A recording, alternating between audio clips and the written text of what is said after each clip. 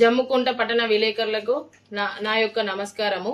జమ్ముకుంట పట్టణ మన municipal chairman Mulugu Prashanth Dilip గారు తన ఇష్టానుసారంగా నేనే రాజు నేనే మంత్రి అని మా వార్డు నుంచి ఏ సమస్య ఉన్నా ఏ కౌన్సిలర్ కైనా కూడా నేనే అని చెప్పి ప్రతి ఒక్కటి నేనే చేపిస్తా అని చెప్పి ప్రతి ఒక్కదానికి నేనే అని చెప్పి అనుకుంటూ తిరుగుతున్నాడు.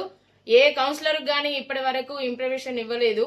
ఏ వార్డు నుంచి అయినా కూడా మేము అధికార పార్టీ నుంచి మేము అధికార పార్టీలో ఉన్నామని మా వార్డు సమస్య ఏది ఉన్నా కూడా మాకు తెలియకుండా తాను వచ్చి నేనే ఉన్నా అని చెప్పి మాకు విలువ ఇవ్వకుండా తానే నేను చేపిస్తా అని చెప్పి వేరే వాళ్ళని పెట్టి చేపిస్తున్నాడు.